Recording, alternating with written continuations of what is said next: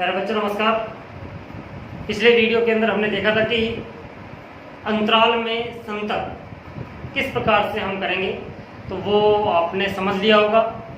उससे आगे हमारा नेक्स्ट टॉपिक जो है, एक छोटा सा टॉपिक और बचा हुआ है इसमें, फिर उसके बाद हम क्वेश्चंस करेंगे। और वो टॉपिक हमारे पास है कि यदि हमारे पास दो फंक्शंस दिए हुए हों f(x) एंड g(x) और दोनों के अपने प्रांत में संतत हों, किसी प्रांत d में ये संतत हैं दोनों, तो इन दोनों का एडिशन यानी कि दोनों को अगर जोड़ दें, f प्लस g कर दें या f माइनस g कर दें या f इंटू जी कर दें, तो भी संतत होंगे। यानी कि योगफल, सब्ट्रैक्शन यानी कि अंतर उनका, और साथ में प्रोडक्ट, ये भी संतत होंगे यदि वो दोनों फंक्शंस अपने प्रांत d में संतत हैं। तो उसी प्रांत d में ये इनका जो योगफल है, इनका व्यकलन है, इनका जो गुणनफल है, ये भी संतत होगा। और रही बात भागफल की, यानी कि f/g भी संतत होगा उसी प्रांत में, लेकिन कंडीशन है कि ga is not equal to 0, कि उस पर्टिकुलर पॉइंट के ऊपर, प्रांत का कोई बिंदु है a, इस प्रांत के अंदर वो 0 के बराबर, इस बिंदु के ऊपर वो 0 के बराबर नहीं होना चाहिए। अगर 0 के बराबर हो गया तो ये तो नॉट डिफाइन हो जाएगा, है ना। तो यानी कि इसको छोड़ करके बाकी सभी के ऊपर ये संतत होगा। इसी प्रकार से यदि कोई फंक्शन का रेसिप्रोकल करते हैं, हम व्युत्क्रम करते हैं, तो भी ये संतत होगा, लेकिन f(a) जो होगा इज नॉट इक्वल टू 0। ठीक है बच्चों। और एक आता है कंपोजिशन ऑफ फंक्शन। अब कंपोजिशन ऑफ फंक्शंस के बारे में मैं अभी बात नहीं करूंगा, क्योंकि पता नहीं आपने फंक्शन पढ़ाया कि नहीं पढ़ाया। अगर नहीं पढ़ा होगा तो फिर दिक्कत हो जाएगी। जब फंक्शन मैं करवा दूंगा तो उसके बाद में उसी दौरान जब मैं करवाऊंगा तभी मैं इसको क्लियर कर दूंगा। ठीक है।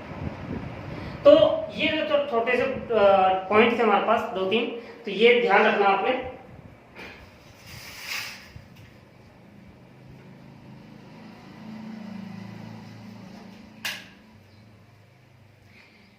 इन 2-3 बिंदुओं का आपने ध्यान रखना है।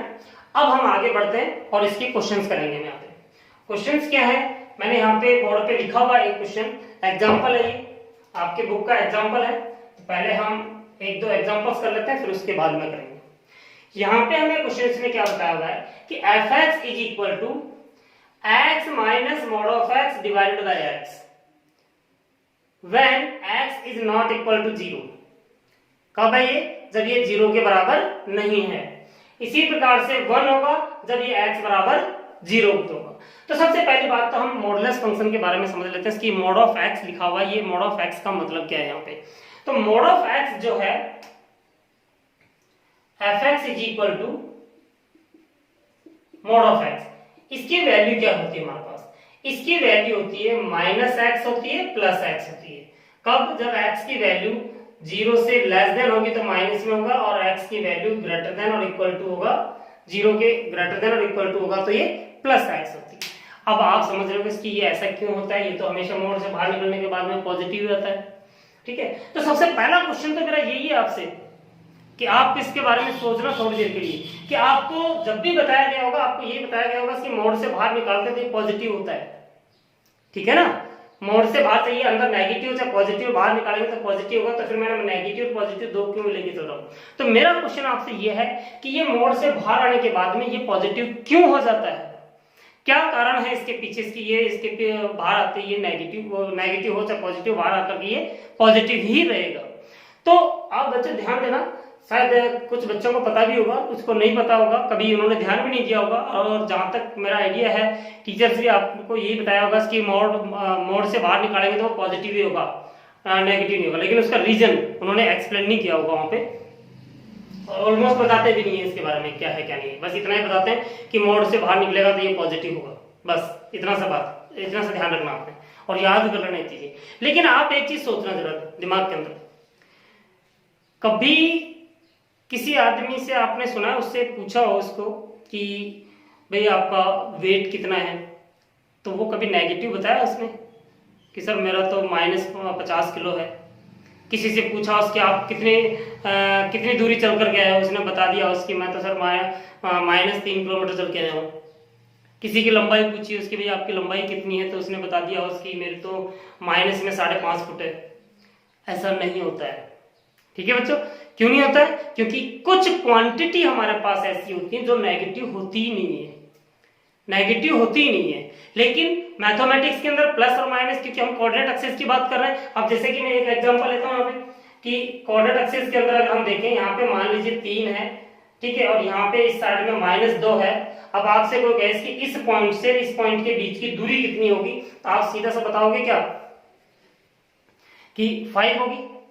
आप तो सिंपल सा ही बताओगे इसकी 5 होगी। कैसे होगी 5? अब अगर मैं यहाँ पे कौन सी, ये तो -2 है, यहाँ से यहाँ तक की दूरी -2 होगी, यहाँ से यहाँ तक की 3 होगी, तो +3 = 1 आना चाहिए आपके हिसाब से तो, ठीक है। लेकिन चूंकि हम इसको पॉजिटिव लेके चलते हैं तो इसको हम ऐसे नहीं दिखाते, इसको हम ऐसे दिखाते हैं।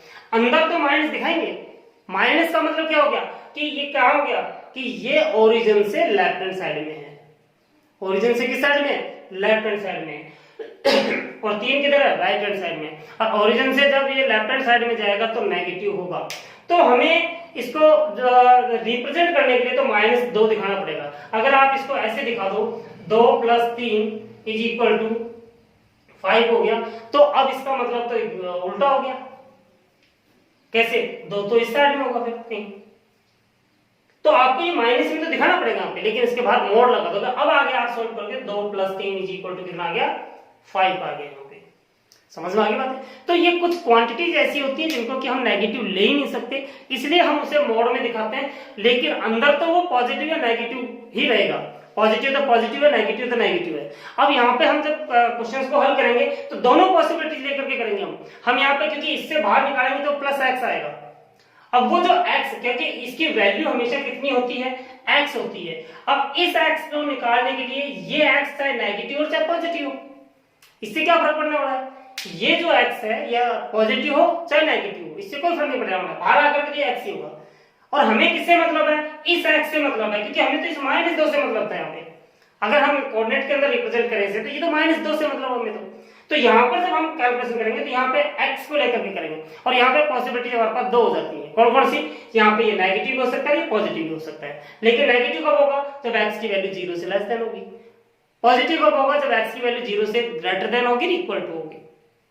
ठीक है बच्चों, तो अब हम इसको देखते हैं कि ये जो मैं बता रहा था यहाँ पे कि मोड ऑफ x की जो वैल्यू होगी हमारे पास वो कितनी होगी, यानी कि एक तो -x होगी। -x कब होगी? जब x की वैल्यू 0 से लेस देन होगी। सॉरी, x पॉजिटिव होगा कब? जब x की वैल्यू 0 से ग्रेटर देन होगी या इक्वल टू होगी। ओके बच्चों, अब हम बात करते हैं इस फंक्शन को, हम दोबारा से लिखते हैं, रिकंस्ट्रक्ट करते हैं इसको। तो fx = कितना होगा हमारे पास? देखिए, यदि x की वैल्यू 0 से लेस देन है, x की वैल्यू 0 से लेस देन है, तो इस x की मोड ऑफ x के अंदर से जो x है इसकी वैल्यू कैसी होगी? माइनस में होगी। और बाहर माइनस था, माइनस माइनस होकर के प्लस हो जाएगा। प्लस हो गया तो x और x जुड़ करके 2x हो जाएंगे। 2x बटा में x होगा, x से x कट जाएगा, यानी कि इस प्रकार से हो जाएगा ये x - -x बाई x। ये x चेंज नहीं होंगे यहाँ पे, ये मत सोचना कि आप इन x को भी माइनस में कर दो आप ना। ये सिर्फ अंदर वाले x की बात कर रहे हैं, मॉडुलस फंक्शन की बात कर रहे हैं। तो यहां से x और x कितना हो गया? 2x हो गया, 2x बाई x। तो x से x कैंसिल हो जाएगा, कितना आ गया हमारे पास? 2। तो इसका मतलब यहां से हमारे पास वैल्यू कितनी आएगी? 2। लेकिन कब आएगी? जब x is less than to 0 होगा। जब x की वैल्यू हमारे पास 0 से लेस देन होगी, तब जाकर के ये 2 आ जाएगा। अब इसके बाद बात करते हैं हम कि x की वैल्यू 0 से ग्रेटर देन हो। देखो, इक्वल टू होगा तो हमें दे रखी वैल्यू, x की वैल्यू 0 के बराबर होगी तो 1 होगा, ये तो फैक्ट है, तो इसको तो चेंज करने की जरूरत नहीं है। तो इसका मतलब x की वैल्यू 0 से ग्रेटर देन होगी तो x लेंगे, और जब x यहाँ पर रखेंगे तो x से x कैंसिल हो जाएगा, तो ये तो 0 हो गया। 0 में किसी से डिवाइड करो तो 0 रहेगा, तो इसका मतलब ये 0 हो जाएगा। कब? जब x is greater than to 0। और ये वैल्यू हमें दी हुई है कि when x = 0, तब इसकी वैल्यू 1 होगी, तब इसकी वैल्यू 1 होगी यहाँ पे। समझ में आ गया बच्चों? अब हम बात करते हैं कि पूछा गया है क्वेश्चन में कि बिंदु x बराबर 0 पर संतत का परीक्षण कीजिएगा। तो हमने इसको रिकंस्ट्रक्ट कर लिया है, इस फंक्शंस को हमने सिंपली लैंग्वेज में हम अपने हिसाब से, जैसे कि हमें क्वेश्चंस को सॉल्व करना है उस तरीके से हमने इसको लिख लिया है। तो मैं इसको मिटा करके इसको ऊपर लिख लेता हूं इसकी जगह पर कि fx की वैल्यू हमारे पास क्या क्या आई है, fx इज इक्वल टू, एक तो आई है हमारे पास 2, 0 और 1, when x is less than to 0, when x is greater than to 0, when x is equal to 0, तीन वैल्यू आ गई। अब इसने क्या पूछा है, इसने पूछा है कि x बराबर 0 पर संतत का परीक्षण हमें करना है। तो x बराबर 0 पर संतत का परीक्षण, यानी कि हम यहाँ पे टेस्ट कर रहे हैं कि x बराबर 0 पर यह संतत है या नहीं है। अब याद कीजिए इसकी डेफिनेशन पीछे जो मैंने बताई थी। अब यहाँ पे जो थ्योरेटिकल पोर्शन जो मैंने बताया था उस टाइम सबको अजीब सा लगता था कि यार मैथ के अंदर कहाँ थ्योरी बता रहेंगे, सीधा डायरेक्ट हमें फार्मूला लिखवा दो और क्वेश्चंस करवाओ। लेकिन अब वो काम आएगा हमारे पास डेफिनेशन क्या थी, मैंने तीन कंडीशन बताई थी। पहली कंडीशन क्या बताई थी कि उस पर्टिकुलर पॉइंट पर फंक्शन की वैल्यू एग्जिस्ट करनी चाहिए। ठीक है बच्चों, उस पर्टिकुलर पॉइंट पर, जिस पॉइंट पर हमें ये प्रूव करना है कि ये संतत है या नहीं है, उस पॉइंट पर फंक्शन की वैल्यू जो है वो एग्जिस्ट करनी चाहिए, यानी कि विद्यमान होनी चाहिए। नंबर 2 पर क्या बताया था कि लिमिट एग्जिस्ट करनी चाहिए उस पर्टिकुलर पॉइंट पे। और लिमिट एग्जिस्ट करने का मतलब क्या है कि लेफ्ट हैंड लिमिट और राइट हैंड लिमिट दोनों के दोनों इक्वल होनी चाहिए यहाँ पे। ठीक, एग्जिस्ट करने का मतलब कि दोनों इक्वल होनी चाहिए यहाँ पे, तभी वो माना जाएगा इसकी लिमिट एग्जिस्ट कर रही है यहाँ पे। ठीक है, और साथ में कोई सी भी लिमिट नॉट डिफाइन नहीं आना चाहिए। जैसे सपोज कीजिए आपने राइट हैंड लिमिट निकाला और वो इन्फिनिटी आ गया, अब आपने लेफ्ट हैंड लिमिट निकाली वो भी इन्फिनिटी आ गई, दोनों इक्वल तो कर रही है, दोनों इक्वल तो है, लेकिन यहाँ पर एग्जिस्टेंस नहीं है, यहाँ पे नहीं माना जाएगा। कोई ना कोई एक निश्चित मान आना चाहिए, इसका इन्फिनिटी नहीं होना चाहिए। तो दोनों लिमिट्स का कोई ना कोई निश्चित मान आना चाहिए, साथ में दोनों बराबर होनी चाहिए, तब हम कहेंगे इसकी लिमिट एग्जिस्ट करती है। और थर्ड पॉइंट जो था हमारे पास वो ये था कि हमारे पास फंक्शंस की वैल्यू जो है वो एग्जिस्ट कर रही है, लिमिट एग्जिस्ट कर रही है, तब हम कहेंगे इसकी फंक्शन की वैल्यू जो है वो लिमिट की जो वैल्यू है उसके इक्वल आनी चाहिए, यानी कि value of function is equal to limit of function. दोनों के दोनों कैसे होनी चाहिए, हमारे पास इक्वल होनी चाहिए। अगर ये तीनों कंडीशंस को सेटिस्फाई कर रहा है तो इसका मतलब क्या होगा कि ये फंक्शन उस पर्टिकुलर पॉइंट पर संतत होगा। तो ये हमें करना है। तो सबसे पहले हम फंक्शंस की वैल्यू निकाल लेते हैं। तो फंक्शन नंबर 1 पे हम लिख लेते हैं कि f0, यानी कि x की जगह पर हमने 0 रख दिया, क्योंकि किस पे प्रूव कर रहे हैं, 0 पर प्रूव कर रहे हैं। तो 0 पर प्रूव करेंगे तो यानी कि हमें x की जगह पर 0 रख दिया हमने। तो f0 की वैल्यू कितनी दे रखी है हमें, जब x की वैल्यू 0 होगी तो वैल्यू कितनी बता रखी है हमें, 1 बता रखी है। ये तो 1 आ गई, क्लियर होगी बात। अब नंबर 2 पर दूसरा पॉइंट क्या है हमारे पास कि राइट हैंड लिमिट निकालेंगे। राइट हैंड लिमिट क्या होगी, किस प्रकार से रिप्रेजेंट करते हैं, तो ध्यान से देखिए, याद रखिएगा इस बात को कि limit x tends to 0 positive fx।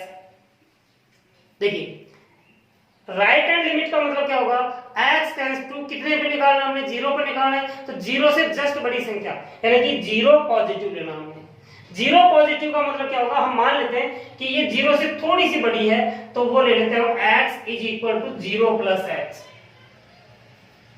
यानी कि 0 से थोड़ी सी बड़ी होगी, 0 प्लस x ले लिया।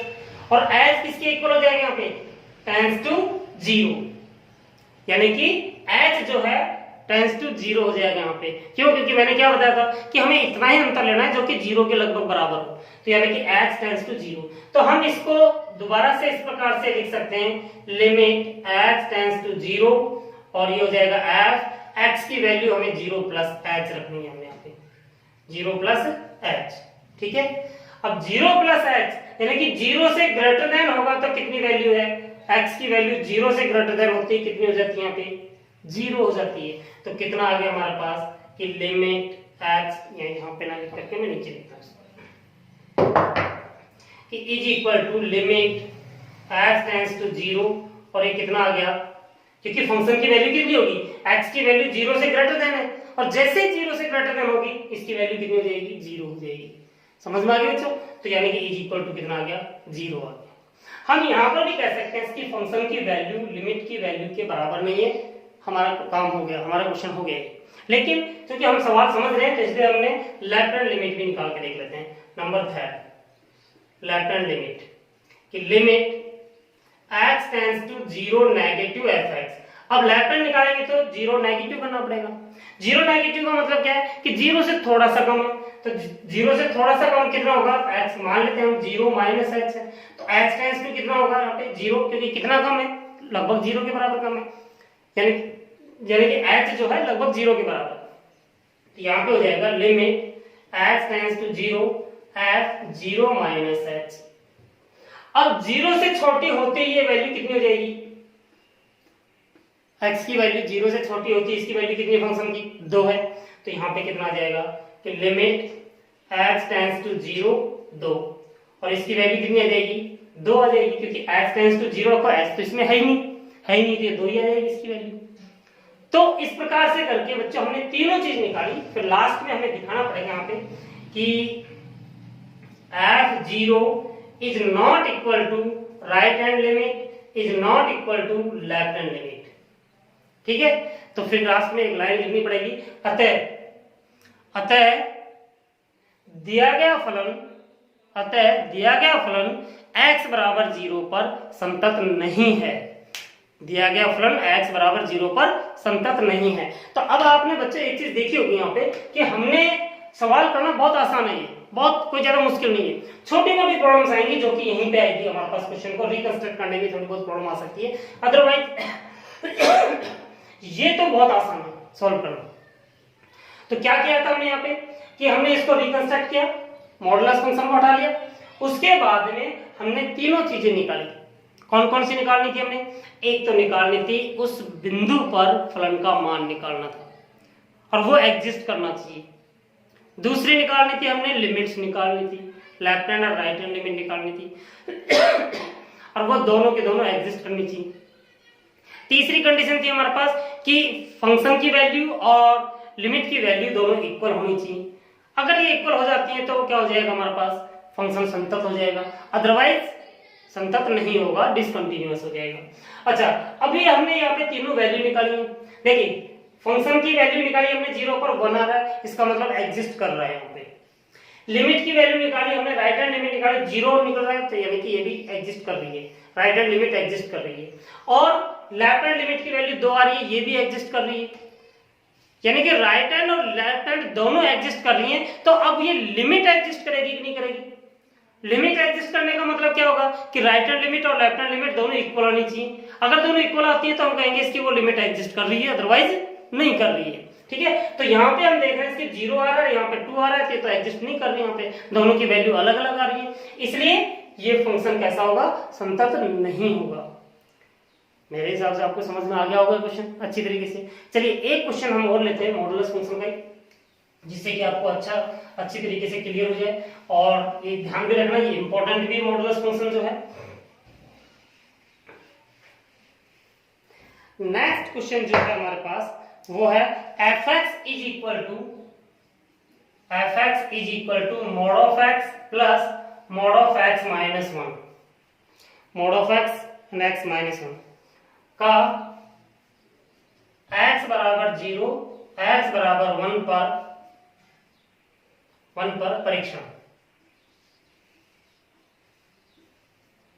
परीक्षण करना है कि ये संतत है या नहीं है। दो बिंदु दे दिए हमें यहाँ पे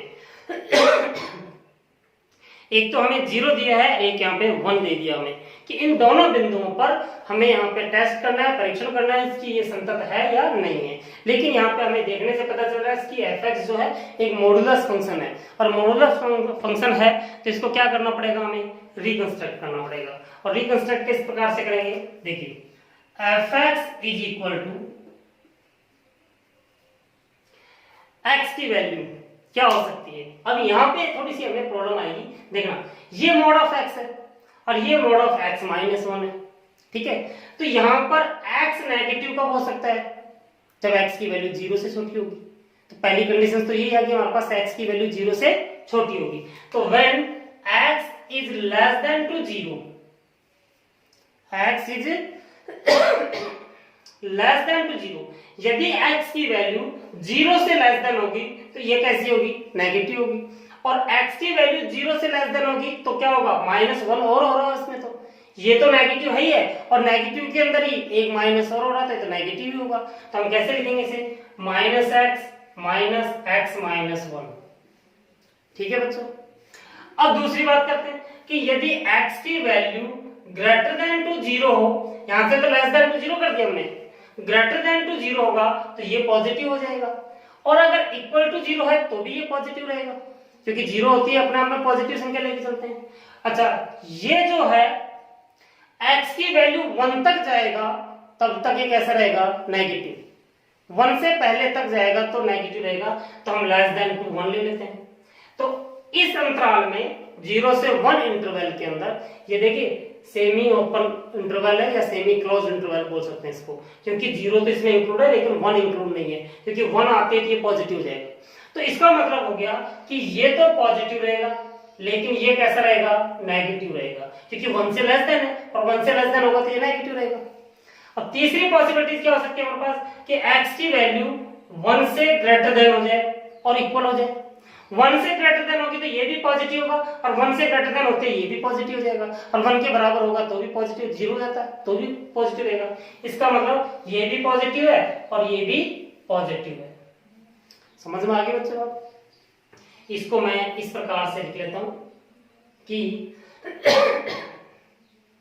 माइनस का 2x and plus 1 when sorry x is less than to 0, x से x कट जाएगा 1 आ जाएगा, व्हेन x यहाँ पे लिख लेंगे हम x is greater than equal to 0 and less than to 1, और यहाँ पे हो जाएगा 2x minus 1 when x is greater than equal to 1। ठीक है बच्चों, तो हमने इसको रिकंस्ट्रक्ट किया, यानी कि जो fx जो था हमारे पास कुछ इस प्रकार का फंक्शन बन गया है। क्या कहना चाहता है ये, कि यदि x की वैल्यू 0 होगी तो ये फंक्शन लेके चलेंगे, यानी कि ग्राफ कुछ और बनेगा।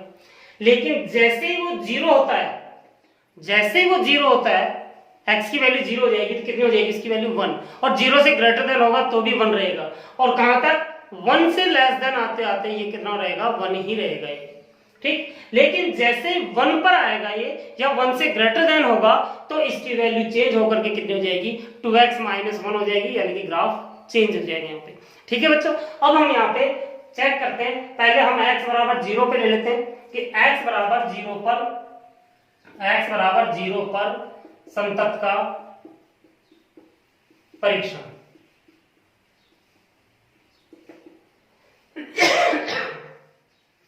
x बराबर 0 पर संतत का परीक्षण करेंगे, वही हमारे पास, देखिए मेन काम हमारा हो चुका है। अब बहुत आसान है सॉल्व करना इसको, क्योंकि अब ज्यादा मुश्किल नहीं, यहीं पे थोड़ी बहुत प्रॉब्लम हो सकती है, तो ये आपको अगर समझ में आ गया तो आगे का तो बहुत आसान है। आपको क्या करना है, हमने x बराबर 0 पर संतत का परीक्षण करना है। क्या क्या कंडीशन बताई थी मैंने, 3 कंडीशंस। पहली, 0 पर फंक्शन की वैल्यू निकालेंगे, दूसरी 0 पर लिमिट निकालेंगे, फिर चेक करेंगे कि वैल्यू ऑफ फंक्शन और limit of function, limit of function दोनों की दोनों इक्वल है कि नहीं है, यानी कि फंक्शंस की वैल्यू और वैल्यू ऑफ लिमिट, यानी कि लिमिट की जो वैल्यू आई है या उस फंक्शन की उस लिमिट पर जो वैल्यू आई है वो दोनों के दोनों बराबर है या नहीं है। तो चलिए स्टार्ट करते हैं इसको।